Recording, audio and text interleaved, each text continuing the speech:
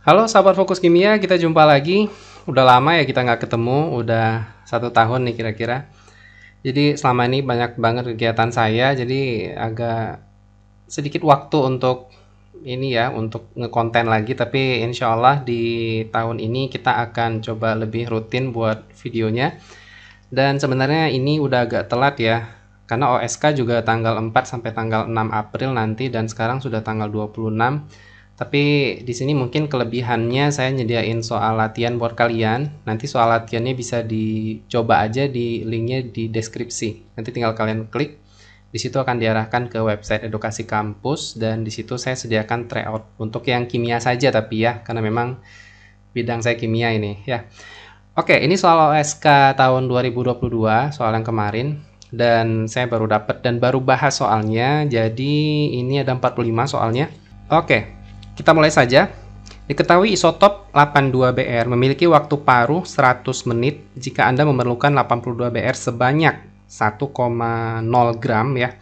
Berarti dia maunya di sini 1,0 gram, sedangkan waktu pengiriman sampel selama 2 hari.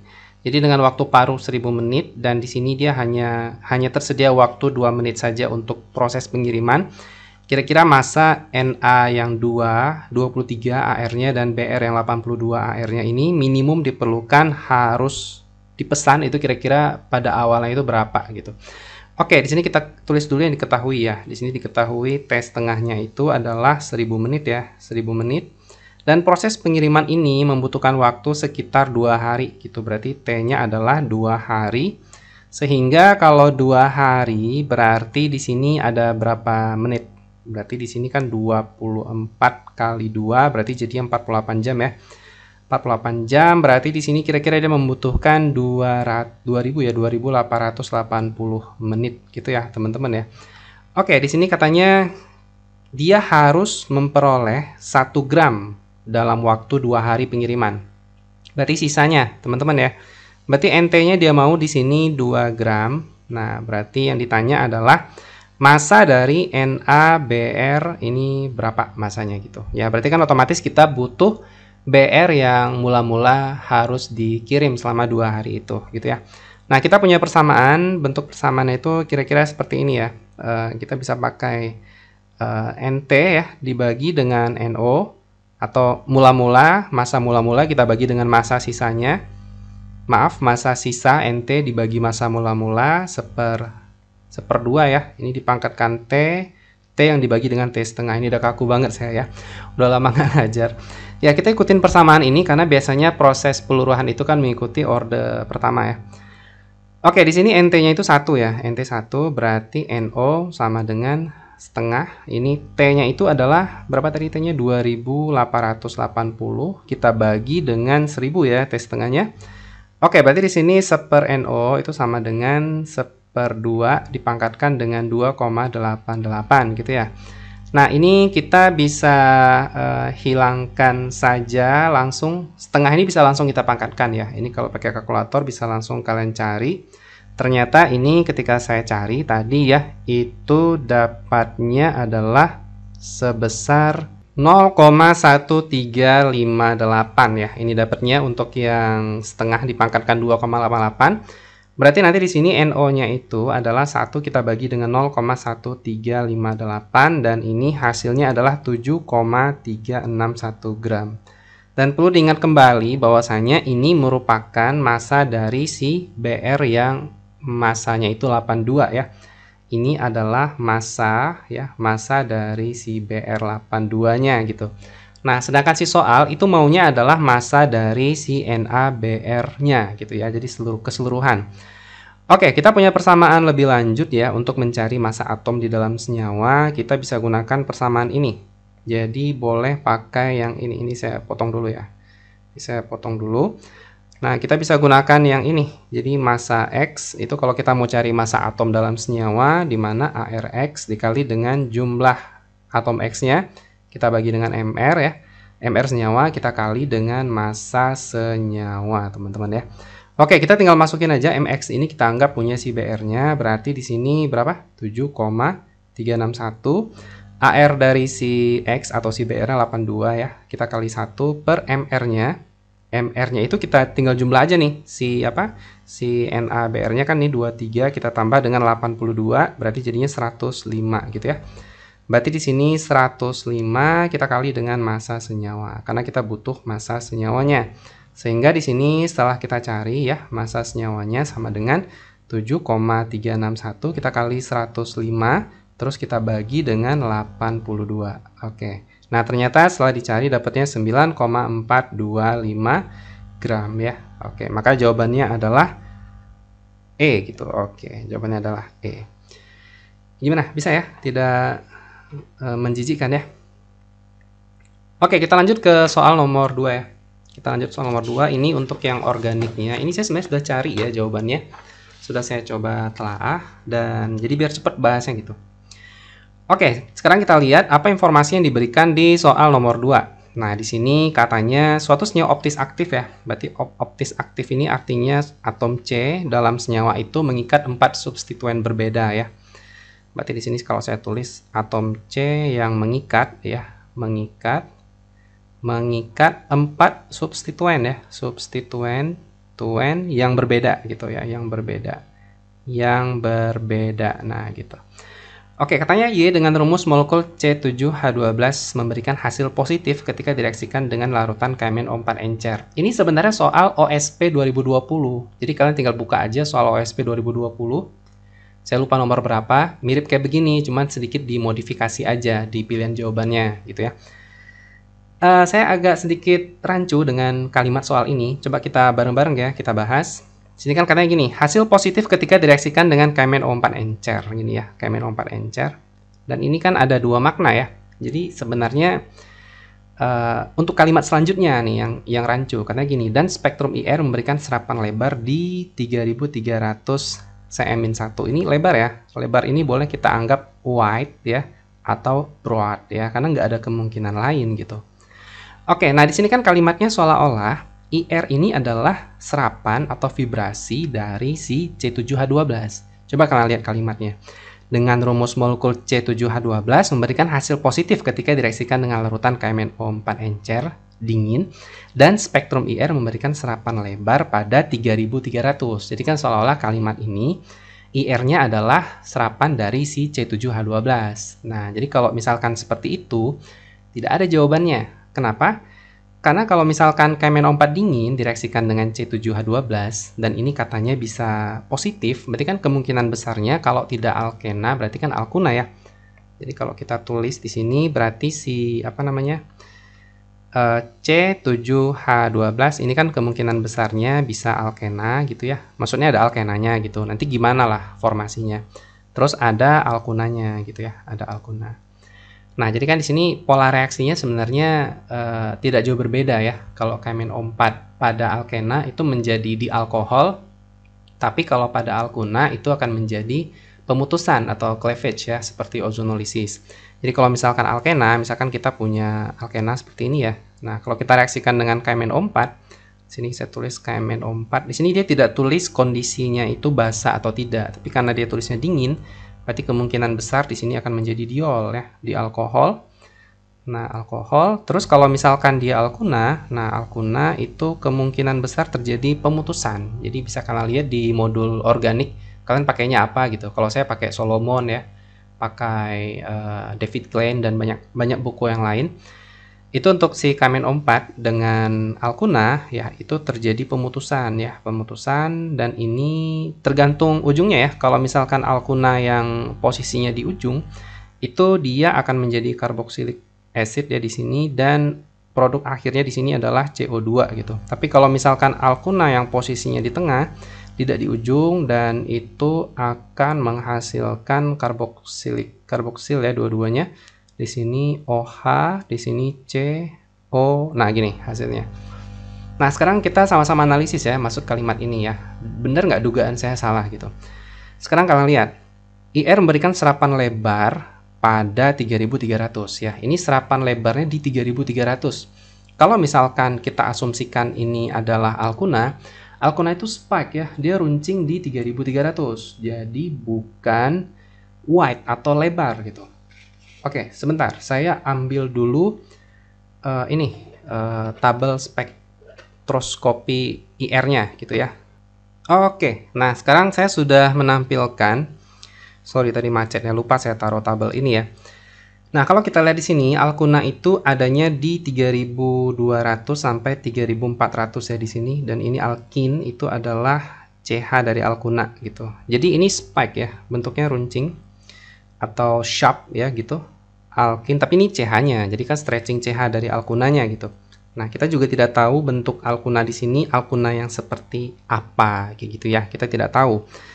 Dan sebenarnya untuk Alkuna sendiri juga ada spektrum tajam di area 2200 juga. Ini ya bagian alkin. Ini C rangkap 3 dari Alkuna. Itu puncaknya weak ya. Biasanya agak pendek gitu ya. Jadi kalau misalkan kita lihat di area berapa tadi? 2200 ya misalkan. Dan itu biasanya agak pendek tapi tajam gitu ya. Dan di area 3000-nya itu juga agak panjang. Tapi nggak terlalu panjang ya. Seperti karbonil. Kalau karbonil kan panjang banget tuh. Runcing. Sharp dan strong gitu ya. Nah, jadi agak kurang cocok kalau 3300 ini merupakan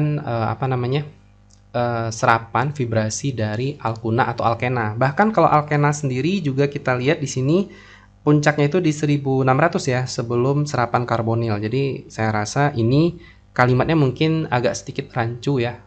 Maksud saya 3300 ini adalah spektrum IR dari hasil KMNO4-nya gitu yang paling tepat ya. Oke, nah sekarang kalau kita lihat lagi ya, di sini dia bilangnya, jadi kita asumsikan saja bahwasanya IR ini adalah hasil dari KMNO4. Nah itu yang dilakukan IR dan 3300 ini yang terukur, ya seperti itu ya. Oke, nah jadi ada dua kemungkinan nih, apakah dia alkena, atau alkuna. Karena gini, kalau alkuna ketika mengalami pemutusan dengan KMNO4 juga menghasilkan alkohol, tapi alkoholnya itu dari gugus karboksil. Dan biasanya alkohol dari karboksil itu agak mundur ya bilangan gelombangnya, tidak di area 3300-an, tapi dia di area 3000 gitu ya. 3000 karena ini efek dari karbonilnya, karbonil CO. Jadi munculnya di area sini untuk yang carboxylic acid. Dan di sini kalau kita lihat dia kan ngarahnya ke 3300, berarti cocoknya di sini ya. Ini OH dari alkohol atau fenol. Nah, berarti kemungkinan besarnya adalah senyawa yang punya alkena gitu. Karena yang alkena ini adalah alkohol bebas, tidak ada karbonil di dekat alkoholnya, seperti itu. Maka jawabannya yang paling tepat adalah E. Kita buktikan apakah jawaban ini benar ya. Nah, ini kita buka dulu. Jadi kita buka dulu teman-teman ya. Berarti di sini kalau kita lihat kan berarti CH, atau saya buat dalam bentuk garis saja biar mudah ya. 1, 2, ini berarti di ujung ya. 3, terus ada ke bawahnya, ke atas, nah terus kemari, berarti gini ya. Nah gini ya, kalau kita hitung 1, 2, 3, 4, 5, 6, 7, nah oke.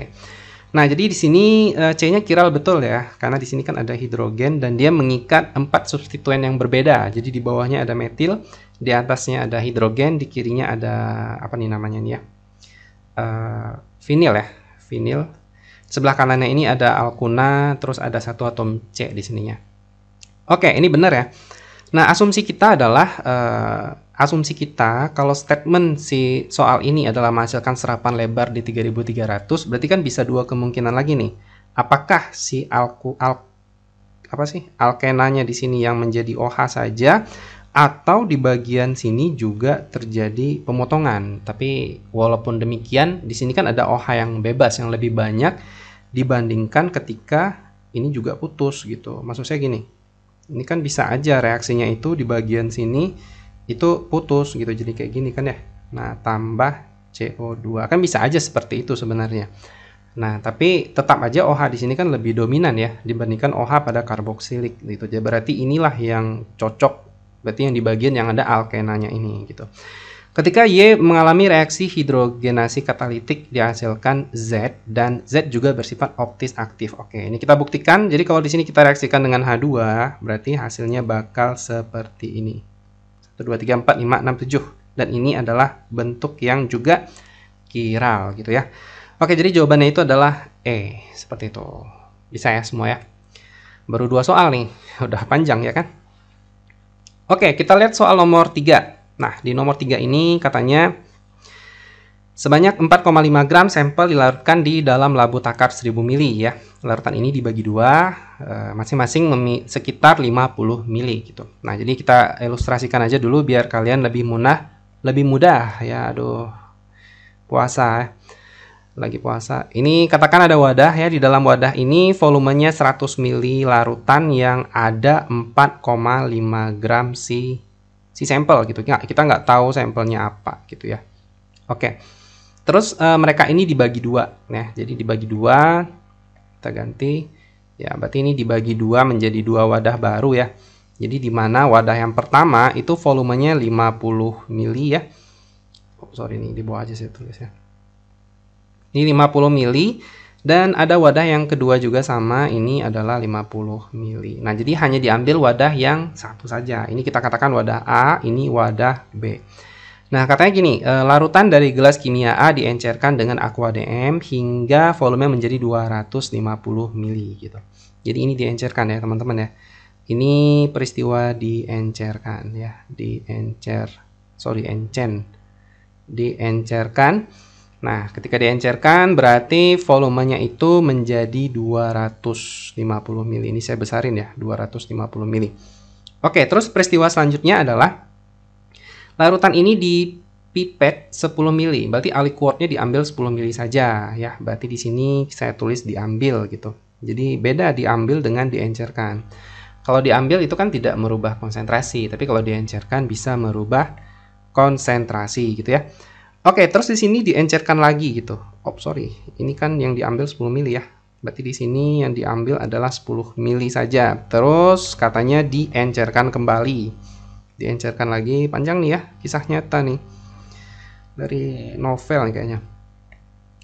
Oke, katanya di sini diencerkan lagi ya sampai volumenya 100 ml gitu ya. Saya tulis di sini diencerkan. Oke. Terus katanya diambil 25 ml. Jadi udah diencerin, diambil lagi. Jadi diambilnya itu cuman 25 ml saja. Ya, saya tulis di sini diambil ya.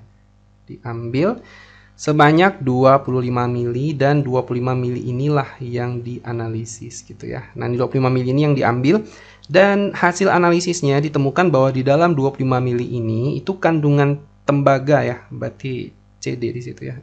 CU, sorry maaf.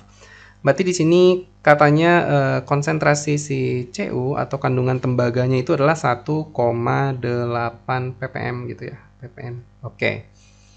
Ya, jadi gini datanya. Teman-teman ya, dari yang pertama diambil 50 ml, diencerin, diambil lagi, diencerin, diambil lagi. Akhirnya encer banget ya. Oke, sekarang kita kasih logo dulu deh, biar kalian lebih mudah untuk menganalisisnya gitu ya. Saya kasih kode dulu, di sini saya kasih kode apa ya? Di sini saya kasih kode 1 gitu ya. 1, ini saya kasih kode 2, ini saya kasih kode 3, dan ini saya kasih kode 4 gitu. Oke, sekarang kita mulai untuk melakukan analisis, teman-teman ya. Ya, kita mulai dari mana? Kita mulai dari yang 1,8 ppm. Artinya gini, 100 ml ini diambil sebanyak 25. Berarti konsentrasi saat kita mengambil dari larutan induk itu nggak akan berubah konsentrasinya. Ibarat kalian buat teh 100 ml, terus tehnya kalian pindahkan ke gelas kecil lain, rasanya kan sama saja. Berarti kesimpulannya apa? Konsentrasi CO ya, pada 100 ml, pada yang ketiga, nah itu sama saja yaitu 1,8 ppm gitu. Bisa ya? Itu kondisi yang pertama. Sekarang kita kembali ke yang dua. Nah, jadi artinya pada yang kedua itu kan diencerkan tuh. Waktu diencerkan itu kan berlaku persamaan V1, M1, V2, M2 gitu ya. V1 kita anggap aja yang 10 ml ya. 10 ml untuk M1-nya kita cari sekarang berapa. Untuk V2-nya kan diencerkan sampai 100 ml dengan konsentrasi 1,8. Di sini sebenarnya kita pakai molaritas tapi tidak apa-apa, sama saja. Kita pakai satuan konversinya itu ppm ya. Ya, sehingga di sini apa yang kita dapat berarti konsentrasi dari CU-nya. Ini saya ganti aja lah simbolnya ya. Di sini atau saya ganti aja biar konsisten ya. Di sini saya ganti aja pakai C gitu ya.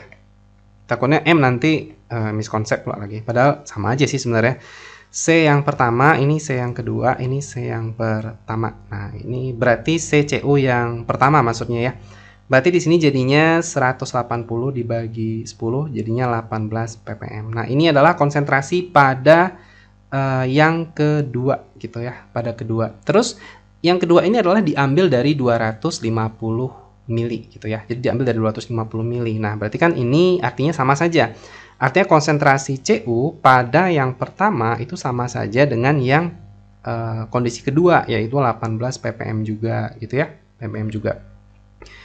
Oke, terus kita lanjut ke yang 50 mili. Ini kan diencerkan dari 50 mili sampai ke 250 mili. Berarti di sini berapa nih?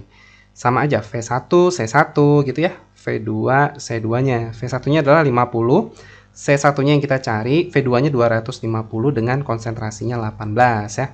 Nah, C1 di sini berarti saya sudah cari sebenarnya. Jadi biar tidak kelamaan kita mencari ya. Berarti di sini kalau kita lihat kali aja nih 250 kali 18 per 50 gitu ya, 50. Dan di sini dapatnya itu adalah 90.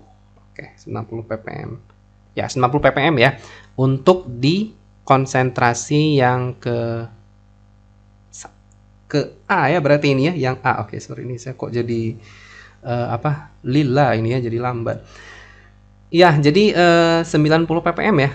90 ppm untuk di A-nya gini. Nah, sekarang kita kembalikan lagi ke 100 mili. Nah, berarti kan di kondisi 100 mili itu sama saja ya, tidak ada yang berbeda karena ini kan hanya pemindahan saja dari larutan induk gitu. Nah, berarti pada sampel awal, maka kita simpulkan bahwasanya sama saja konsentrasi dari Cu-nya itu tetap 90 ppm. Yap, di mana 90 ppm ini itu adalah satuan konversi dari 90 mg per liter gitu ya. Jadi kan ppm itu miligram per liter. Oke.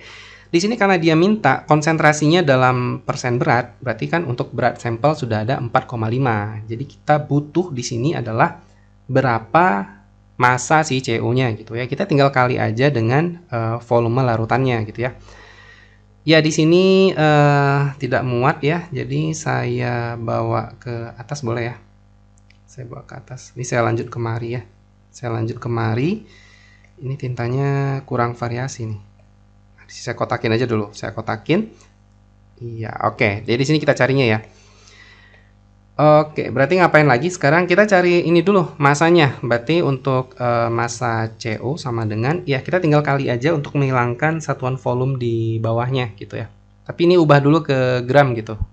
Gram dulu berarti kan jadinya nanti 0,09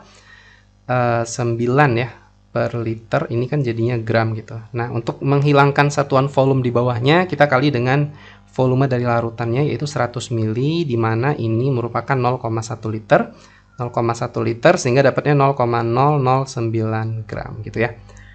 Oke, kita tinggal cari aja persen Cu dalam sampelnya, berarti 0,009 itu kita bagi dengan berapa sampelnya tadi? 4,5 ya, kita kali 100%. Oke, setelah kita cari itu dapatnya adalah berapa nih?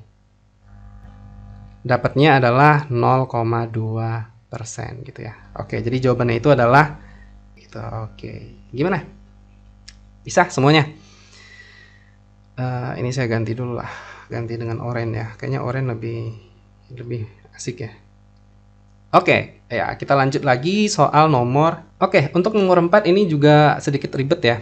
Berikut merupakan inti atom yang dikategorikan sebagai NMR aktif atau dapat dideteksi oleh NMR kecuali gitu. Ya, kita ingat kembali bahwasanya inti atom itu berkelakuan seperti magnet. Itu kan kalau dia berputar ya. Artinya ada atom punya spin, ada juga yang nggak punya spin gitu. Jadi kalau spin inti itu bisa kita lambangkan dengan I ya untuk yang bagian ini. Dan untuk jumlah kedudukan spin ini bisa kita cari dengan persamaan, gimana persamaannya? 2I ditambah dengan 1 gitu. Jadi kalau misalkan spin intinya setengah, berarti kan 2 dikali setengah, 1 tambah 1 jadinya 2. Nah, cuman yang jadi permasalahan adalah bagaimana menemukan ini gitu, bilangan kuantum spin inti. Artinya di sini untuk atom yang punya spin inti itu berarti otomatis dia akan bersifat magnet. Jadi kalau dia tidak punya spin inti, otomatis dia tidak bersifat magnet dan tidak ada sinyal di NMR. Jadi gitu aja intinya. Jadi kita harus ngebuktiin kira-kira dari mereka semua ini itu mana yang tidak punya spin inti. Karena kan dia minta kecuali nih yang tidak aktif terhadap NMR. Oke, nah ini udah saya cari sebenarnya ya. Cuman kalau lihat di sini ya jawabannya udah pasti C. Sorry, D maksudnya. D itu yang tidak punya spin inti. Cuman gimana cara nyarinya supaya dia dapatnya 0 gitu ya. Oke, kita bisa gunakan model kulit inti ya. Atau ini biasanya disebut nuclear shell ya, nuclear shell model gitu ya, model. Oke. Jadi di sini yang kita isi itu adalah proton dan neutron gitu, bukan elektron ya, teman-teman ya. Nah, jadi untuk susunan ini saya ambil di ya Google ya. Bagaimana cara menyusun ini saya tidak bahas ke bagian itu. Saya hanya menggunakan saja gitu ya. Nah, artinya di sini untuk tingkatan ini kan tingkatan energi mirip seperti pada aturan Aufbau. Cuma nanti waktu pengisian proton itu tidak mengikuti Han, layaknya seperti elektron ya. Jadi kalau misalkan gini, 1s di sini kan bisa muat 2 proton atau 2 neutron. Maka di sini tulisnya 2. Untuk yang 1p ini berarti di sini sebenarnya kan 6 ya totalnya ya. Cuman di sini ada split jadi 4 dulu diisi baru yang 2. Nah, di posisi keempat, ini isinya tidak seperti ngisi pada Aufbau untuk elektron. Maksud saya gini, jadi ngisinya dia berpasangkan dulu gitu, protonnya. Baru nanti maju ke depan. Ya, proton atau neutron lah. Kira-kira ilustrasinya seperti itu. Jadi tidak seperti aturan Han yang isinya atas-atas dulu, baru bawah-bawah dulu gitu. Oke, gimana cara menggunakannya? Ini mudah sekali ya cara menggunakannya ya. Kita ambil yang paling sederhana hidrogen. C13 dulu coba. C13 ya. C13. Itu kan nomor atom C 6 ya. Berarti di sini protonnya ada berapa? 6. Proton ada 6, untuk neutronnya juga ada 6. Oh, bukan ya. Neutronnya ada 7 karena 13 dikurang 6 adalah 7. Nah, kita tinggal ngisi aja nih protonnya di model ini gitu. Coba kita isi ya. Saya ambil tinta yang lain, yang warna inilah, warna hijau. Oke, kita isi ya. Berarti di sini kan isinya itu bakal 1 2. Betul ya? Protonnya 3 4 5 6. Berarti kan berpasangan tuh. Nah, artinya kalau dia berpasangan, itu berarti dia tidak mempunyai nilai spin inti. Jadi, jangan berpasangan. Jadi, kalau misalkan dia tunggal, itu akan mempunyai nilai spin inti. Jadi, kan ini berpasangan nih, maka dia spin intinya 0 untuk yang protonnya. Nanti kita totalin gitu, totalin dari proton dan neutronnya. Coba kita lihat neutronnya. Di sini saya hapus ya, saya hapus bagian ini dan kita lanjutkan untuk neutronnya. Dan untuk neutron di sini ada 7 tuh. Berarti 1 2 3 4 5 6 7. Nah, berarti ada 1 neutron yang tidak berpasangan dan itu mempunyai spin ya. Dia mempunyai spin berapa nilainya? Yaitu setengah. Sesuai dengan nilai yang ada di sini. Nah, gitu. Jadi sebenarnya kalau dia sudah ganjil, kita sudah bisa menebak dia pasti punya spin inti kalau dia ganjil. Tapi kalau misalkan dia genap, dia kan nggak mungkin punya karena udah berpasangan. Berarti di sini setengah gitu ya. Di sini kita isinya setengah. Ya udah totalnya aja, berarti totalnya adalah setengah dan itulah kenapa nilainya setengah kayak gitu. Sorry, kenapa saya bulatin yang itu? Ini maksudnya setengah gitu. Nah, makanya si A atau C13 itu aktif secara NMR karena dia punya spin gitu. Oke, kita contoh yang lain ya. Kita ambil yang C, yang D. Kenapa D itu bisa salah gitu? C12 ini 6 ya. Nah, di sini kan berarti ada 6 proton, ada 7 neutron. Sorry, kok 7 lagi. Ada 6 neutron. Nah, ini kan sama-sama genap. Kalau genap itu nggak perlu dicari karena sudah pasti dia tidak punya spin inti. Berarti ini nilainya 0 0 gitu ya. Maka di sini 0. Ini kan dia 0 nih. Gitu. Kita coba yang lain ya. Misalkan apa nih? Natrium, misalkan natrium 2 3 11 gitu. Berarti ini protonnya berapa? 11 ya. 11 proton. Dan neutronnya itu adalah 23 dikurang 11 berarti 12 gitu. Nah, ini kan negatif. Ini udah pasti 0 di sebelah kanannya, tapi yang sebelah kiri ini kok negatif tadi. Sorry, ini adalah ganjil gitu ya. Aduh, malum puasa ya. Puasa ini. Oke, 11. Saya hapus dulu yang bagian ini.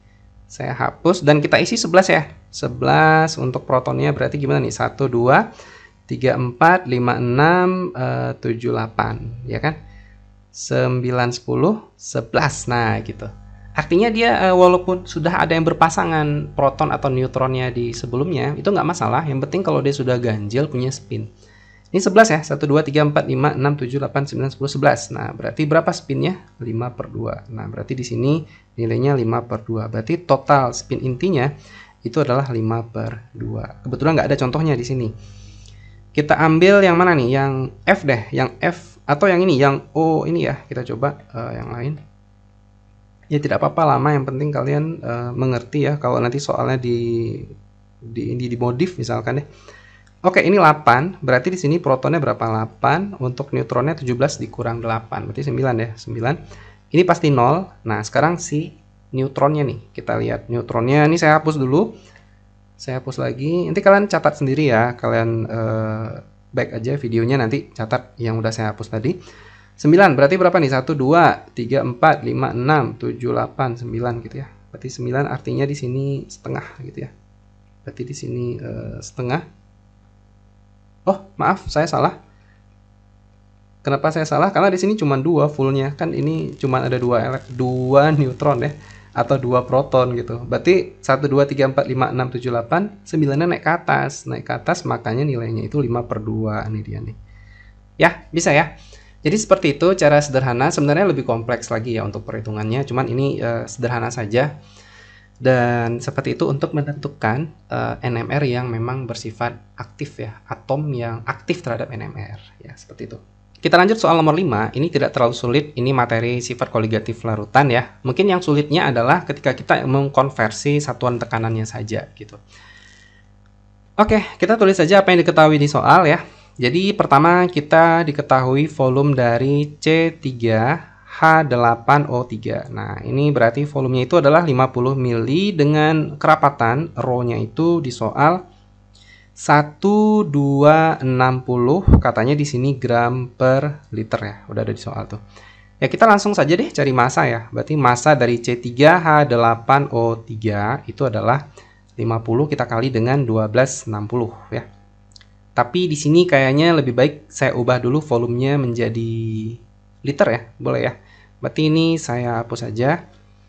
Kita ubah dulu karena kan di sini satuan rho-nya itu di bawahnya liter ya kan. Berarti di sini 0,05 dan ternyata setelah saya cari itu dapatnya adalah 63 gram gitu ya.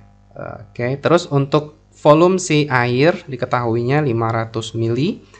Dengan kerapatan rho-nya itu adalah 988 gram per liter gitu ya. Nah, berarti nanti massa airnya itu adalah, tinggal kali saja, 0,5 dikali dengan 988 dan ini jadinya adalah 494 gram. Oke. Nah, di sini kan yang kita mau cari adalah tekanan uapnya plus perubahan tekanan uap ya.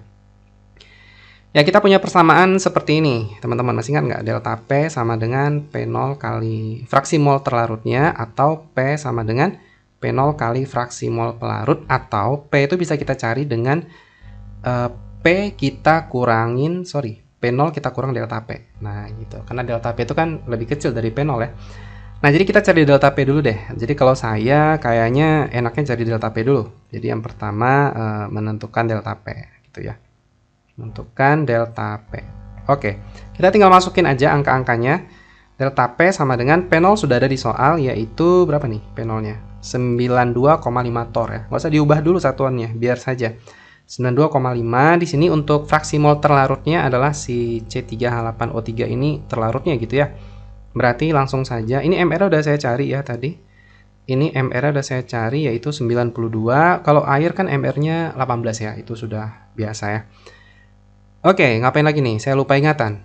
63/92 ya. Di bawahnya ini 63/92 ditambah dengan 494. Ini kan dari massa air, kita bagi MR-nya yaitu 18. Ini udah saya cari ya, biar mempersingkat waktu ya. Dapatnya itu adalah 2,2518 torr, teman-teman. Dan ini belum selesai, karena dia mintanya dalam satuan ATM. Ya, kita bagi saja 2,518 kita bagi dengan konversinya 760. Setelah saya cari dapatnya 0,00296 ATM gitu ya. Maka kemungkinannya antara A dan C gitu ya. Oke, terus yang kedua kita cari P-nya. Jadi P-nya itu tinggal kurangi saja. Jadi P sama dengan P0 kita kurangi dengan delta P. Berarti di sini P0-nya berapa tadi P0-nya? 92,5, delta P-nya adalah 2,2518 ya. Saya sudah cari. Dan di mana saya cari? Oke, ini dia 90,24. 82 Tor ya teman-teman ya. Nah ini kita konversi ke ATM dulu baru ke Pascal ya. Jadi ini kita bagi 90,2482. Ini kita bagi dengan 760 ya. Hasilnya itu 0, berapa nih? 0,1187 ya ATM. Ya untuk ubah ke Pascal kalian tinggal kali saja 87-nya, sorry ini kali dengan Pascalnya berapa tadi? 101325. Ini panjang sekali ya. Setelah saya kali dapatnya 12027,2775 PA. Oke, jadi jawabannya itu adalah A. Gimana? Seru ya? Ya, kita lanjut ke soal nomor 6 ya. Di sini untuk sistem buffernya ini model langsung ya. Karena di sini HF-nya itu ditambah dengan NaF ya. Kalau kita lihat informasinya HF dan NaF ini langsung dicampur gitu ya. Tapi mungkin terbalik aja nih, NaF-nya ditambah ke HF ya, bukan HF tambah ke NaF, sama aja sebenarnya ya. Oke, jadi katanya gini, buffer ini memiliki pH-nya itu 4 ya. Nah, di sini untuk sistem buffernya kita buat dulu. HF ya. Itu aqua ya, terionisasi menjadi H+, ini kan asam lemah ya. Aqua ditambah dengan F- ya, aqua. Oke, saya langsung sederhanakan terus ya untuk sistem buffer asam ini kan ya. Berarti nanti persamaannya itu kira-kira seperti ini ya, konsentrasi H+ ya sama dengan Ka.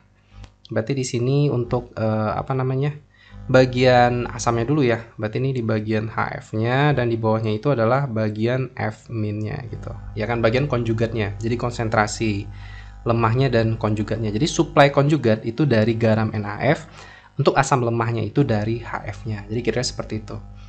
Nah, persamaan ini bisa kita modifikasi ya menjadi pH pKa gitu. Jadi ini bisa kita modifikasi jadinya. Ini saya nggak bahas turunannya lagi ya, langsung saja pKa. Ini seharusnya minus di sini ya. Cuman kalau kita mau pakai plus log, ini nanti F-nya di bagian atas gitu. Jadi nanti di sini konsentrasi F- kita bagi dengan konsentrasi HF. Nah, jadi sebenarnya bebas saja karena mau pakai persamaan yang mana aja oke. Cuman di sini karena saya lihat Ka-nya dalam pKa dan ini berkoma, jadi mungkin bisa langsung saja gitu ya. Atau kan bisa aja pKa ini kita buat jadi Ka, berarti kan 10 pangkat 3 min 3,1 gitu. Oke, langsung saja ya. pH-nya 4, berarti di sini 4 sama dengan pKa-nya itu adalah 3,1 ditambah log. Nah, ini berarti F-nya ini belum ada ya. F-nya ini justru yang kita cari. Untuk HF-nya sudah ada di sini 0,1 ya konsentrasinya. Oke. Nah, di sini kita anggap volume totalnya itu 2 liter ya. Karena di sini kan dia sepertinya hanya sebagian kecil massa, mungkin nggak kecil banget, tapi tidak begitu mempengaruhi volume. Jadi kita anggap volume larutannya 2 liter. Oke, jadi gini caranya gimana nih langsung ya. Berarti untuk seterusnya tinggal kita kurangi aja ya bagian ini. Berarti jadinya 0,9 sama dengan di sini berarti log konsentrasi F- kita bagi dengan 0,1. Ini pakai kalkulator, kalian ketik aja 2 NDF shift log gitu ya, shift log atau 2 NDF log dari 0,9. Sudah saya cari tadi itu dapatnya adalah berapa nih? 7,9432. Ini untuk yang shift lognya. Berarti di sini F- per 0,1 gitu ya. Nah, berarti di sini konsentrasi F-nya itu adalah 0,79432. Nah, mungkin banyak miskonsepsi ya. Ada yang meletakkan garam di bawahnya. Kan pernah ada ya, kita lihat buku seperti itu. Ya, pada dasarnya kan konjugatnya ya. Takutnya nanti kalau konjugatnya bervalensi, misalkan di sini kationnya bukan Na, misalkan Ca. Kalau Ca kan berarti nanti CaF2. Nah, itu kan F-nya 2 kali gitu ya. Jadi gunakan aja konjugatnya gitu. Oke, kita lanjutkan dengan menghitung apa lagi nih? Molnya ya. Molnya karena volume 2 tadi. Berarti mol dari si F- sama dengan molaritas kita kali dengan volumenya, berarti 0,79432 kita kali dengan 2. Setelah kita kali ya, itu dapatnya adalah 1,58864 mol gitu teman-teman. Dan di sini kalau kita lihat NaF ya, ini kan berarti Na plus tambah F-, dan di sini koefisien NaF dan F- itu sama. maka di sini mol dari si NaF-nya itu adalah sama saja dengan F-nya 1,58864 mol gitu ya.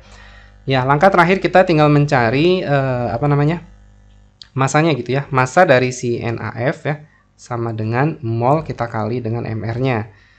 Ini warnanya kurang terang ya. Kita ganti dulu deh. Oke, berarti molnya tadi 1,58864. Untuk MR-nya tinggal kita jumlah aja. 23 ditambah dengan 19. Berarti berapa tuh? 41 ya. 42, sorry. 42 dan ternyata hasilnya adalah 66,722 gram. Oke, nah jadi seperti itu caranya. Oke, berarti jawabannya adalah E ya. Jawabannya E. Oke. Ya, kita lanjut ke soal nomor 7. Suatu basa lemah dengan konsentrasi 0,12 M, PKB-nya sekian ya, dititrasi dengan larutan asam klorida 0,3 M. Tepat saat titran ya. Ini mungkin ada kalimat lain, tapi mungkin pinginnya di titik ekivalen, berarti reaksi dari keduanya itu tepat ya, tepat habis bereaksi. Di sini saya ubah aja lah untuk PKB-nya jadi KB gitu ya. Jadi di sini PKB-nya itu kan diketahui 4,2, jadi kita konversi saja jadinya KB sama dengan 1 dikali 10 min 4,2, atau ini kalau kita konversi di kalkulator jadinya 6,3095 dikali dengan 10 pangkat min 5 gitu ya. Oke, di sini dia nggak bilang bahasanya apa. Kita anggap saja ini bahasanya itu bahasa yang mono ya. Kayaknya kalau untuk bahasa lemah kita asumsikan aja mono ohamin gitu, satu ohamin ya. Nah, karena tidak ada informasi lain gitu ya. Berarti di sini kalau kita buat reaksinya itu HCl kita tambah dengan XOH. Nah, ini hasilnya adalah XCl ditambah dengan H2O. Jadi pada saat titik ekivalen berarti saat keduanya habis bereaksi, di sini kan pasti terhidrolisis ya garamnya, terhidrolisis menghasilkan H+ ya, berarti garam yang bersifat asam gitu ya. Berarti di sini kan garam asam gitu ya, garam asam karena si X-nya itu pasti terhidrolisis. Oke, di sini kita tidak diketahui volume, jadi kita tinggal menerka saja ya. Mula-mula reaksi sisa, kita tinggal menerka saja gimana caranya supaya pas di ekivalen atau sisanya itu adalah 0 ya. Sisa di sini harus 0. Oke, jadi kita terka saja. Kebetulan saya coba menebak ya. Volume HCl-nya itu kayak cocoknya 1 liter dan XOH-nya ini sepertinya cocoknya 2,5 liter gitu. Saya ambil perbandingan terkecil yang tidak desimal di bawah 1 gitu. Nah, jadi kan kalau 1 liter berarti tinggal kali aja nih, untuk HCl-nya itu 0,3 dikali 1, maka di sini molnya 0,3 mol. Kan begitu ya.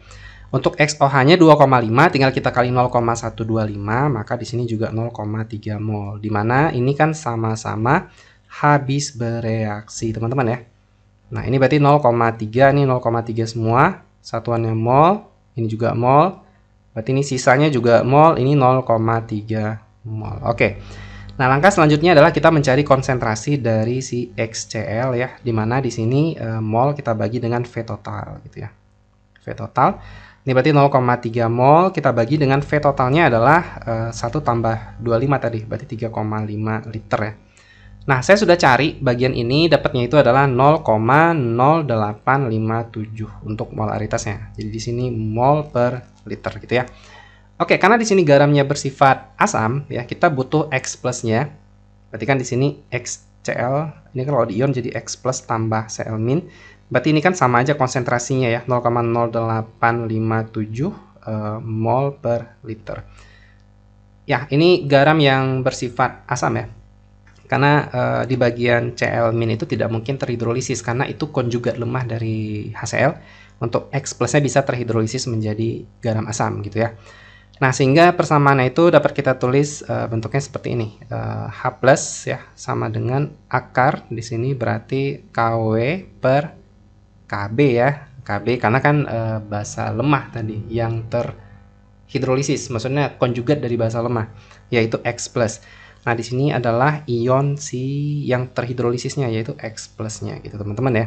Ya, kita masukin aja KW itu adalah 1 kali 10 min 14 ya. Untuk KB-nya udah kita konversi tadi 6,3095 kali 10 min 5, dan untuk X plusnya adalah 0,0857. Dan saya sudah cari ini dan hasilnya itu adalah 3,685 dikali dengan 10 pangkat min 6 ya. Sehingga pH yang diperoleh adalah 6 negatif log 3,685 dan ini hasilnya setelah saya cari 6 kurang 0,5664 dan di sini jadinya 5,4336. Oke, maka jawabannya adalah D gitu ya. Oke, gimana? Bisa ya? Kita lanjut ke soal nomor 8. Boron monoksida merupakan salah satu oksida boron yang berwujud gas. Berikut adalah reaksi pembentukan gas BO. Ini ada dua sudut pandang ya, teman-teman ya. Kita mengerjakan dengan koefisien yang sudah disediakan oleh soal. Satu lagi adalah kita mengerjakan di mana komposisi koefisiennya itu adalah bulat terkecil. Nah, jadi kan ada dua kemungkinan tuh. Ini kan model desimal atau kita kali dua semuanya supaya tidak ada bilangan pecahannya gitu. Nah, jadi saya udah cari dua-dua. Saya sudah cari dengan model seperti ini, model yang setengah koefisien di O2-nya dan tidak dapat jawabannya. Nah, oke, saya cari. Jadi di sini saya mencari dengan model yang setengah O2-nya. Nanti untuk yang udah dikali dua itu kalian cari aja. Nanti saya tampilin juga jawabannya. Caranya sama aja gitu, ya. Oke. Atau saya bahas juga deh, ya. Emang nih bener-bener KSK tahun 2022 ini sangat menjijikkan gitu ya soalnya ya. Waktunya sedikit gitu, cuman nyarinya itu agak manjang gitu. B di sini solid katanya ditambah setengah O2, ini gas ya. Setimbang menjadi BO, wah BO ya. Nah di sini kita buat mula-mula reaksi pada saat setimbangnya ya. Ini boleh kita coret saja karena tidak ada BO di posisi mula-mula. Kita nggak butuh meletakkan B dulu di sini. Kita fokus saja ke O2-nya. Dan kalau kalian terfokus ke boronnya dan mengubah boron menjadi mol di sini, saya rasa proses mencarinya akan lebih panjang. Jadi kita anggap aja ini kondisi Kp gitu ya. Jadi komponen di dalamnya dalam tekanan saja. Nah, toh juga B-nya kan solid nih. Jadi kan tidak terlalu kita fokuskan di awal, bisa di akhir aja kita cari. Nah, jadi di sini mula-mula dari si O2-nya kan 10 atm ya, kata soal tadi, 10 atm di sini. Dengan volume wadahnya itu adalah 2 liter ya, volumenya 2 liter. Dan Kp dikasih tahu ya, Kp-nya 5,025 gitu. Oke, jadi kalau misalkan kita pakai formasi koefisien seperti ini, berarti kan bolehlah kita misalkan di sini X, di sini X per 2, di sini X. Boleh ya, sesuai koefisiennya. Untuk B-nya nggak usah ditulis lagi, biarin aja nanti di akhir ya. Karena kan ini juga nggak masuk dalam Kp.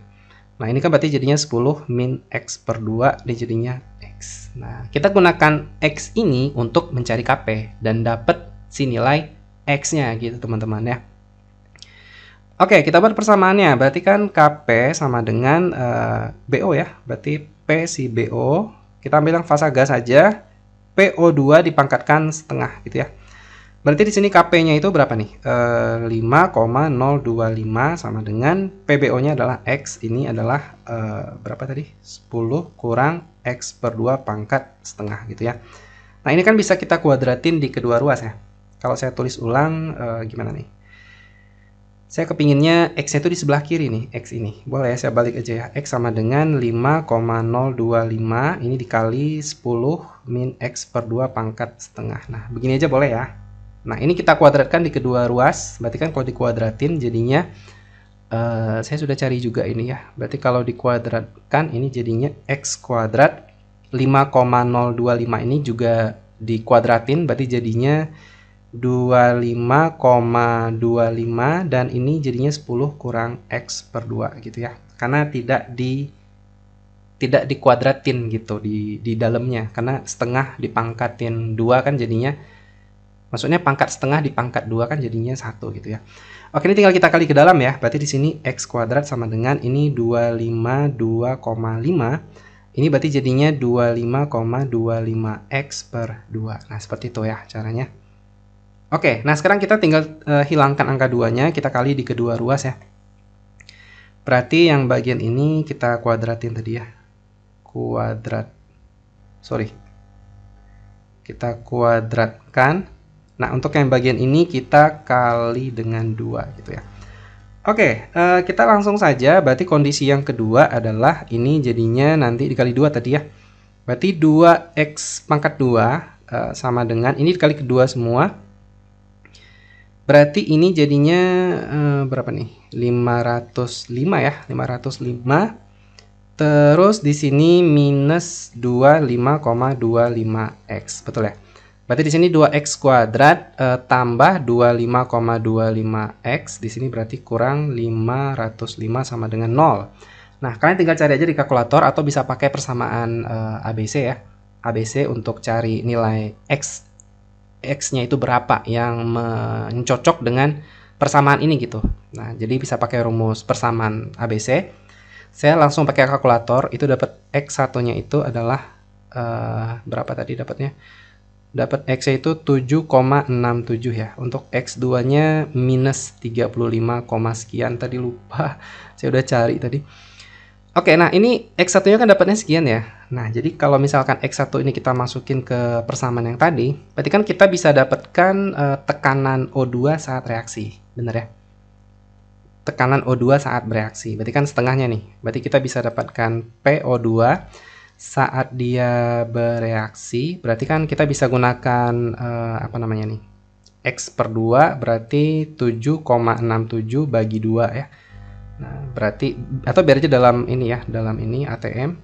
Ya, untuk langkah selanjutnya kita bisa cari mol pada saat bereaksi juga. Berarti mol O2 saat dia bereaksi sama dengan PV per RT gitu ya. Berarti P-nya itu kan tadi berapa? 7,67 per 2. V-nya di soal kan 2 ya, katanya 2. Dan untuk R-nya itu 0,082, sedangkan T-nya suhunya 25 derajat, berarti 298. Nah, ini setelah saya cari, itu dapatnya adalah 0,3138 mol. Dan itu mol O2 bereaksi. Kita cari mol B-nya. Jadi mol B-nya kan setengah. Maksudnya 1/2 dibandingkan dengan 1 koefisien B. Berarti kan dikali 2 nih. Maka kesimpulannya mol B adalah dikali 2 kan ya.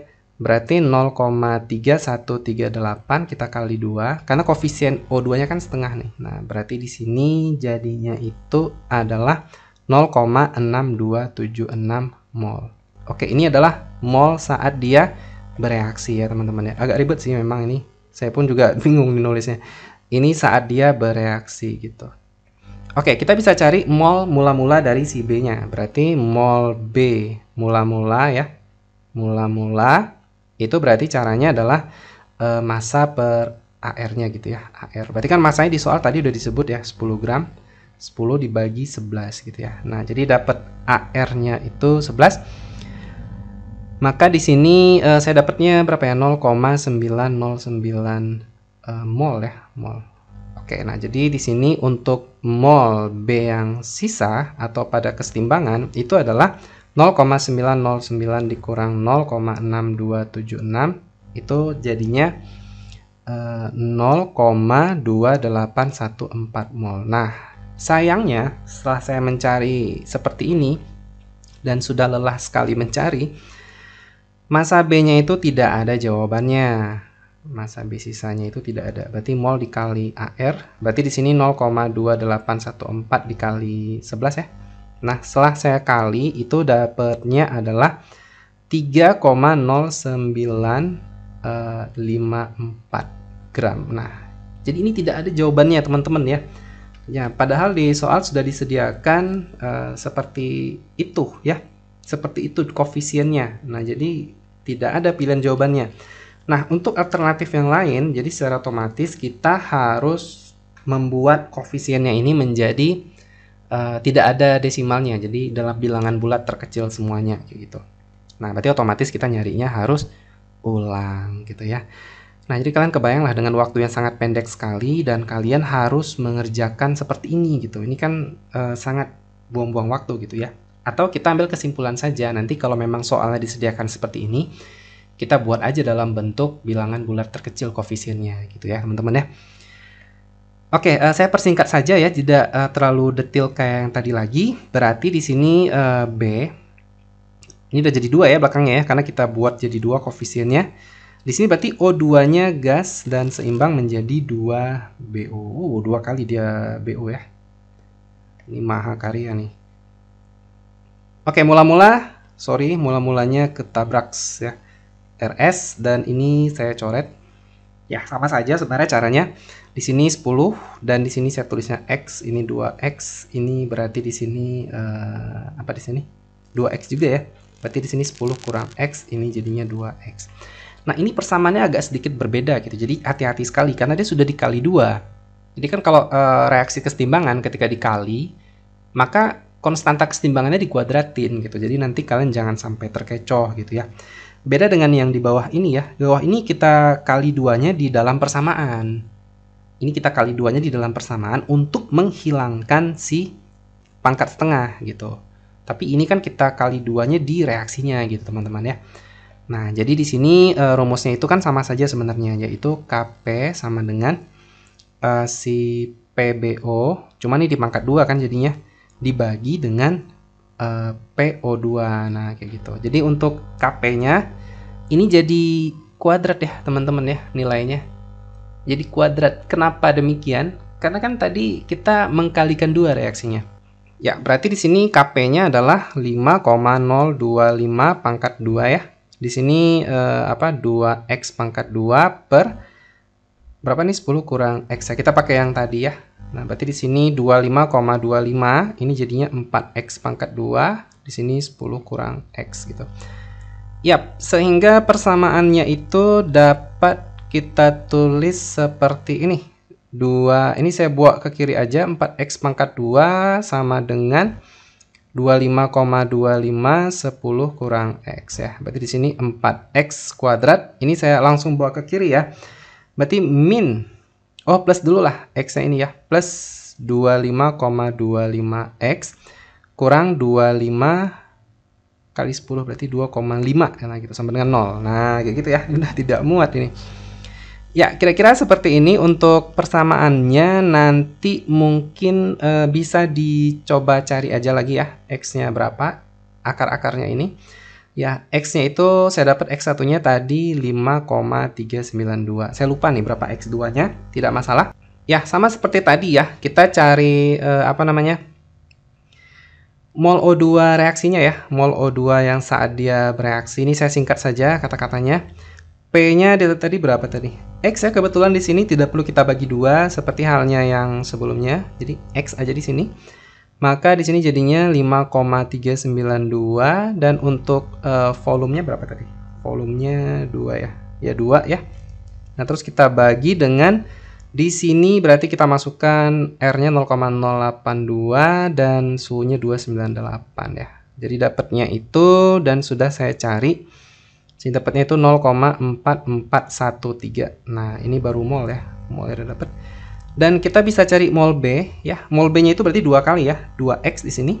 Untuk mol B-nya berarti mol B-nya langsung dikali 2 saja jadinya 0, berapa tuh? 8826 ya. Mol. Oke, mol B-nya sudah, kita butuh sisanya ya. Berarti di sini aja saya tulisnya ya. Karena nggak muat. Mol B sisanya adalah 0,909 dikurang 0,8826 dan di sini dapatnya itu 0,0264 mol ya. Sehingga untuk massa B-nya adalah 0,0264 kita kali AR-nya 11 dan dapatnya di sini adalah 0,2904 gram gitu teman-teman. Maka jawabannya adalah A. Wah, panjang sekali ya. Gimana? Seru sekali ya? Saya sudah ngos-ngosan ya. Ini saya buat videonya sekarang posisi jam setengah 6 gitu ya. Jadi kalau di Aceh, saya kan di Banda Aceh ya tinggalnya. Ini buka puasanya tuh jam 7 kurang 10 menit. Jadi lama banget gitu ya. Mana cuacanya panas lagi. Oke, kita lanjut ke nomor 9. Organik, akhirnya kita ketemu organik ya. Kira-kira gambaran soalnya seperti ini ya. Saya naskahnya agak terputus ya. Jadi agak burem gitu, samar-samar. Jadi bentuknya kira seperti inilah ya. Kalau kita lihat dari pilihan jawabannya. Oke, kita lanjut ke soal nomor 9 ya. Ini reaksi adisi alkuna ya. Biasanya ada tiga jenis ya untuk kita mereduksi ikatan rangkap pada alkuna. Itu kita bisa pakai LiNH3. Ada dua lagi ya. Kita bisa pakai H2PT ya. H2PT, kita juga bisa pakai reaksi H2-Linlar. Nah, gitu ya, Linlar. Bedanya gini.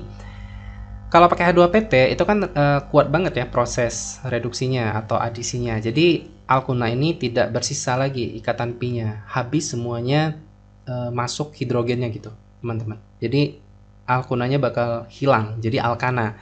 Tapi kalau LiNH3 atau H2-Linlar itu hanya sekali penyerangan dan bersifat regiospesifik. Nah, gitu. Jadi regiospesifik maksudnya gini.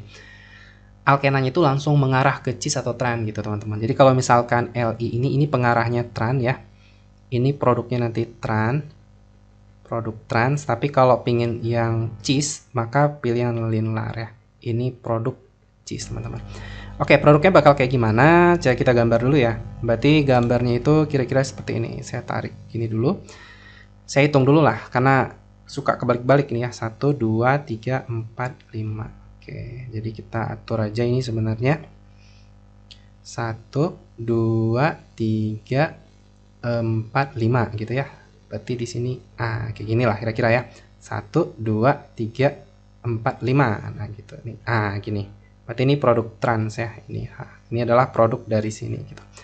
Oke, nah untuk tahapan selanjutnya di proses ini terjadi pembentukan ozonida. Kalau kita lihat mekanisme dari ozonolisis ya. Jadi pembentukan ozonida itu O3-nya itu masuk ke antara ikatan rangkapnya. Jadi kita nggak bahas mekanisme lah ya. Berarti di sini bentuknya itu kira-kira seperti ini. Saya tulis di sini gimana ya? Saya tulis ya. Tarik di sini, kita tarik ke bawahnya, kita isi saja di sini O-nya gitu ya. O, di sini O gitu ya. Terus di sini kita masukin lagi kayak gini. Nah, kayak gini bentuk ozonidanya. Dan ini seperti tadi ya. Ini kita tarik 1, 2, 3, 4, 5. Ini kemari 1, 2, 3, 4, 5. Nah, gitu. Oke, ini bagian H-nya, ini bagian H-nya gitu, teman-teman. Oke. Nah, jadi sebenarnya ini produk intermediate di sini ya. Ini produk di sini. Produknya ya. Produknya. Sebenarnya kalau kalian tidak perlu gambar produk juga nggak masalah, karena kan kita butuh produk akhirnya. Nah, biasanya ZnCH3COH ini untuk mereduksi ozonida tadi. Ini kan ozonida ya. Ozonida untuk mereduksi produk ini gitu. Kadang beda buku, beda reaksi ya. Ada yang menggunakan DMS, ada yang menggunakan Me2S. Sebenarnya sama saja. DMS itu dimetil sulfur ya. Jadi ini ada sinonimnya ya. Saya tulis aja di sini sinonimnya. Sinonimnya itu bisa pakai DMS atau biasanya ini ditulis Me2S. Nanti ozonolisis kalau kita pakai hidrogen peroksida untuk reaksi lanjutnya itu beda lagi reaksinya nanti. Jadi banyak ya model lanjutan dari ozonolisisnya gitu, teman-teman. Oke, ini langsung kita potong ya. Kita potong dan menjadi produk aldehid karena kan di sini rangkapnya itu tidak ada cabang ya di antara ikatan rangkap ini. Berarti nanti kita akan menemukan produk yang sejenis di sini kan ya. Berarti produknya itu seperti ini. Tarik, gini. Ini O, ini H gitu ya. O, terus di sini juga sama produknya tarik gini, gini. Oke, aldehid sejenis nih kebetulan ya. Ini aldehid yang sejenis gitu. Karena bentuk kiri kanannya kan sama. Ya, tinggal kita kasih nama saja. Berarti kalau kita lihat bentuknya seperti ini, maka namanya gimana nih? 1, 2, 3, 4, 5, 6. Berarti ini cabang metilnya.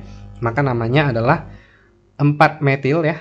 4 metil heksanal ya, karena ada 6 ya, heksanal. Oke, berarti jawabannya adalah D, teman-teman ya. Oke, ya hidung saya sudah gatal ya, tidak tahu kenapa.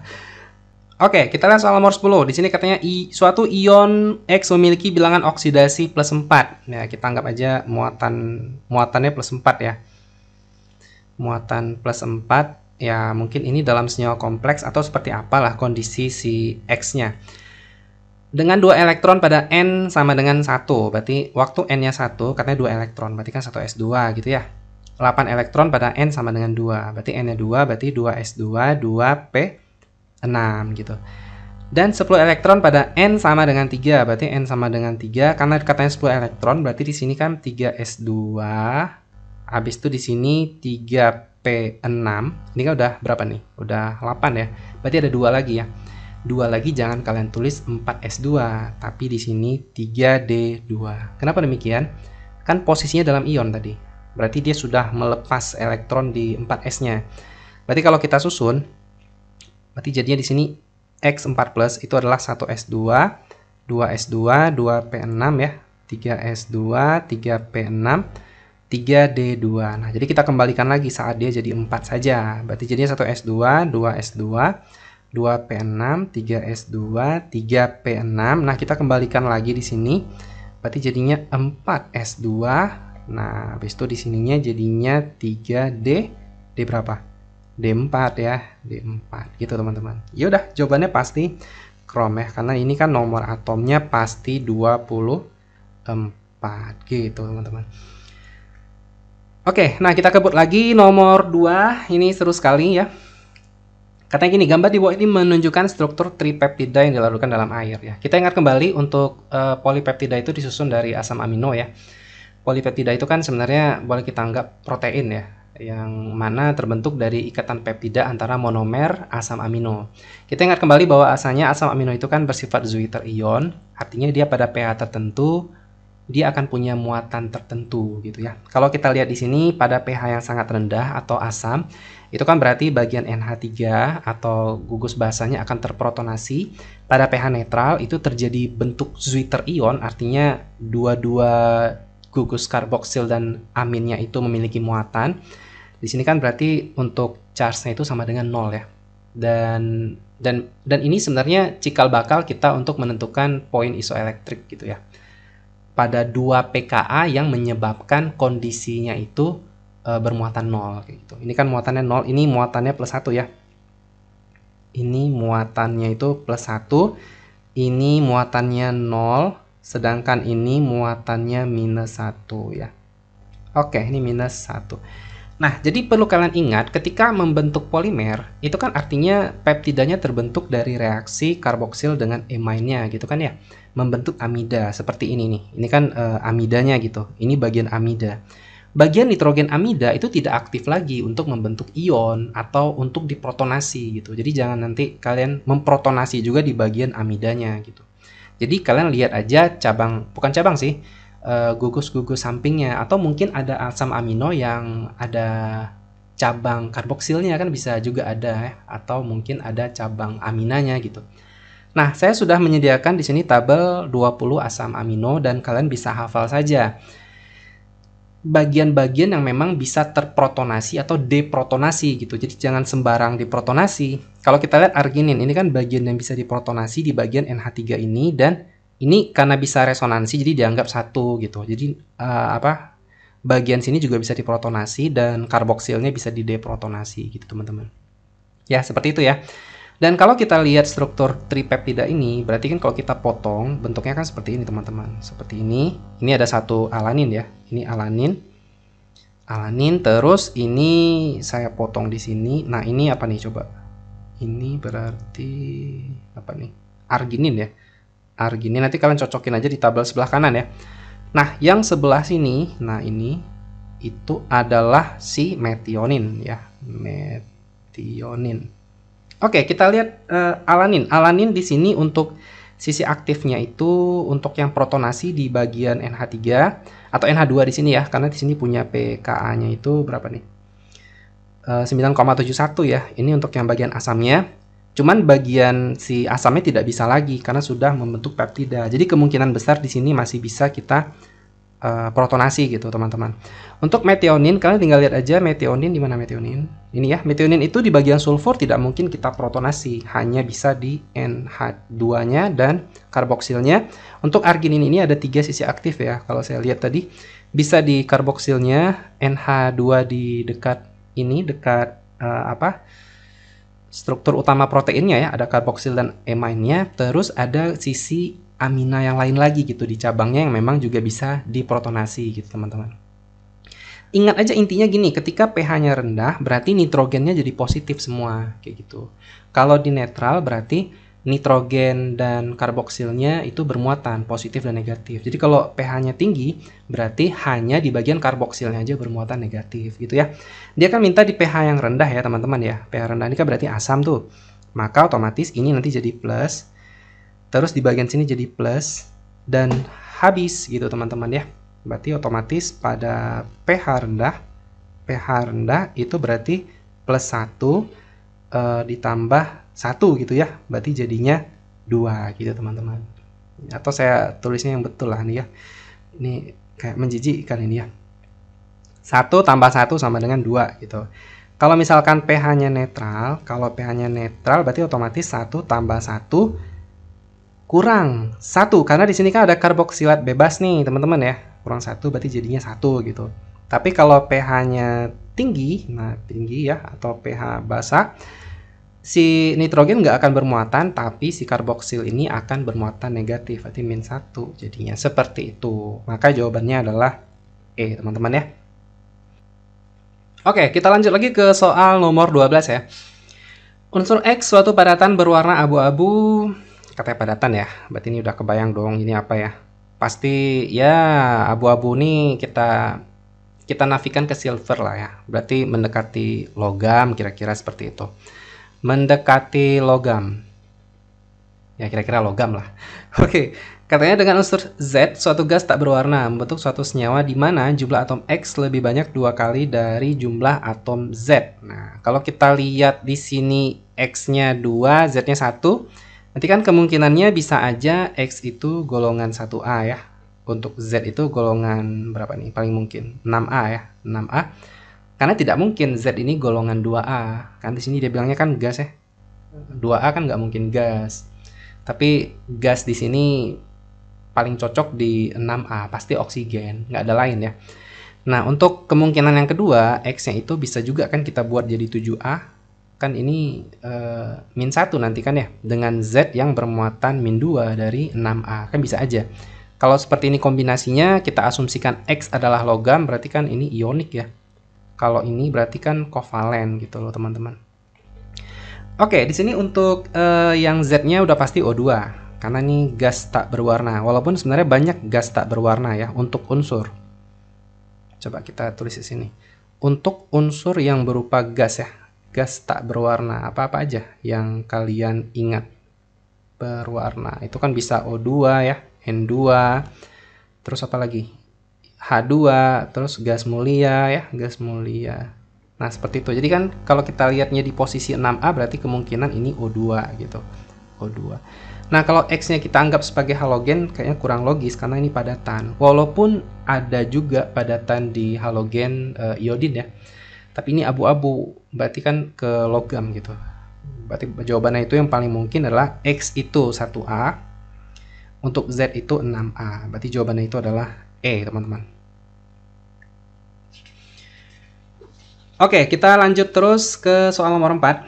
Senyawa yang menyerap sinar UV atau tampak dengan panjang gelombang terpanjang gitu katanya. Oke, kita buat dulu deh senyawa-senyawanya ini ya.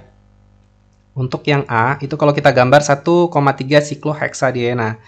Ini kan berarti masih 6 ya sudutnya, berarti bentuknya seperti ini. Untuk yang B itu benzena, berarti rangkapnya full terkonjugasi ya. Untuk yang C itu naftalena, berarti ada 2 cincin benzena seperti ini yang saling berdempetan ya, kayak begini. Nah, untuk T tetrasena, sebenarnya udah kebayang, tetra itu kan 4 ya, berarti cincinnya ada 4, mirip naftalen, cuman disusun menjadi 4 saja seperti ini. Oke, ini saya gambar dulu lah. Oke, nah untuk yang E, itu antrasena itu 3, jadi agak beda memang. Saya ngiranya trisena gitu ya. Ternyata antrasena namanya itu untuk 3 ya, 3 ini. 3 cincin gitu ya teman-teman, jadi seperti ini. Nah seperti ini. Oke, nah kita bahas dulu teorinya. Sebenarnya seperti apa sih makna dari penyerapan sinar UV terhadap senyawa yang memiliki konjugasi, dan dia minta pada panjang gelombang yang terpanjang ya. Jadi kita ingat sebuah teori bahwasanya semakin panjang semakin banyak konjugasi, itu kan gap energi antara HOMO-LUMO jadi menurun, teman-teman. Jadi gap antara HOMO dan LUMO itu menjadi menurun ya. Jadi kalau HOMO di atas ya, LUMO di bawah, ini menjadi menurun. Ini jika sistem itu banyak konjugasinya gitu ya. Jika sistem itu untuk sistem banyak konjugasi maka menyebabkan gap ini menurun gitu teman-teman. Gap energi ya, gap energi menurun. Oke, terus apa yang terjadi? Yang terjadi adalah energinya kan juga jadi menurun ya. Jadi panjang gelombang itu akan meningkat gitu teman-teman. Jadi kan kalau energi menurun, berarti kan panjang gelombang meningkat. Jadi kalau kita ingat persamaan ini ya, persamaan yang Hc per lambda. Jadi ketika energi rendah, jadi kalau E-nya rendah, berarti kan otomatis lambda akan lebih panjang ya. Lambda lebih panjang. Nah, jadi di sini kita mencari suatu sistem konjugasi yang banyak dan tak terputus gitu. Jadi makin banyak sistem konjugasi, gapnya makin rendah, lambda makin panjang. Berarti jawabannya udah pasti D, teman-teman ya. Oke, saya rasa tidak ada masalah untuk bagian ini. Terus kita lanjut nomor 14. Wah, ini apa lagi nih? Oke, nomor 14, urutan besar energi kisi untuk FeCl3, FeCl2, dan Fe2O3 adalah. Ya, bagaimana cara kita mencari ini? Kita bisa gunakan pendekatan persamaan ini ya. Ini persamaan namanya Born-Lande namanya ya. Persamaan Born-Lande, sebentar. Ini saya tulis dulu ya. Jadi persamaan, kita nggak pakai semua, karena kan tidak ada semua data yang diberikan. Born-Lande. Oke, nah kita bisa gunakan persamaan ini untuk menentukan energi kisi ya. Nah, jadi ini ada keterangannya, Na itu konstanta Avogadro kan 6,02 kali 10 pangkat 23, M itu konstanta Madelung, dan seterusnya. N itu eksponen Born. Kita nggak perlu semua, kita hanya perlu bagian ini saja, bagian Z plus Z min sama RO nya saja. Jadi RO itu adalah jarak antar inti ya, berarti kan otomatis jari-jari ion positif dan jari-jari ion negatif. Kita ambil bagian itu aja untuk yang sudah disederhanakan teman-teman ya, min per RO.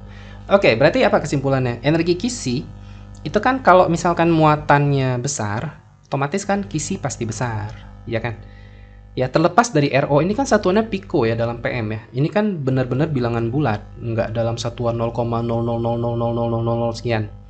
Artinya ketika bagian atas besar, berarti E-nya pasti besar. Kecuali kalau bagian atas ini sama, Z plus Z min-nya sama, baru kita fokus ke bagian RO-nya. Kan gitu ya. Nah, kita ionisasi dulu ya, teman-teman ya. Kita ionisasi, berarti di sini Fe. Apa sih? FeCl3 kalau kita ion jadinya kan Fe3 plus tambah 3Cl min. Ini kan berarti nanti jadinya 3 dikali 1 per RO, betul ya? Nah, berarti kan jadinya nanti jadinya di sini 3 per RO untuk kisinya. Sedangkan yang kedua FeCl2 ini jadinya berarti Fe2 plus tambah 2Cl min. Berarti di sini jadinya 2 kali 1 per RO, 2 per RO. Dan untuk Fe2O3 ini kan jadinya nanti 2 Fe3 plus tambah 3O2 min ya. Maka jadinya 3 kali 2 per RO. Jadi 6 per RO. Maka kesimpulannya adalah dia suruh urutin, berarti dari yang kecil. Yang paling kecil udah pasti yang FeCl2 ya. Maka jawabannya itu tidak lain dan tidak bukan adalah cendol, ya kan? Ini yang lebih kecil, ini lebih besar daripada FeCl2, dan yang paling besar energi kisinya adalah Fe2O3. Nah, kenapa saya lampirkan tabel periodik di sini? Ya, nanti mana tahu kalian tiba-tiba ketemu soal yang bagian atasnya sama nih. Misalkan ini 2 per RO, ini 2 per RO. Nah, otomatis kan gimana cara ngebedain ketika ininya sama, 2 per RO, 2 per RO? Ya, bagusnya kita lihat tabel jari-jari ion. Ini bukan jari-jari atom. Saya lampirkan karena di sini kan ada perbedaan dengan jari-jari atom. Di sini kan trennya kalau jari-jari atom itu semakin kanan kan semakin kecil. Tapi kenyataannya di sini untuk ion yang negatif ya. Oh, maaf, kayaknya ini salah saya masukin gambarnya ya. Sebentar ya, saya ganti. Oke, ini sudah saya ganti. Mohon maaf tadi kenapa jari-jari atom ya. Seharusnya jari-jari apa? Ion gitu teman-teman. Ini jari-jari ion ya.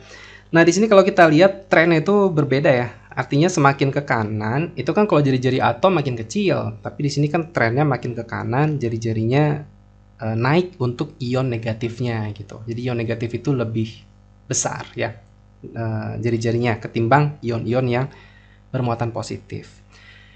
Oke, saya rasa ini aja dulu untuk pembahasan kali ini ya, sampai soal nomor 14. Nggak terkejar nih sampai nomor 25.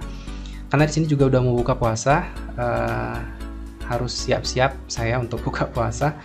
Ya, kita lanjut ke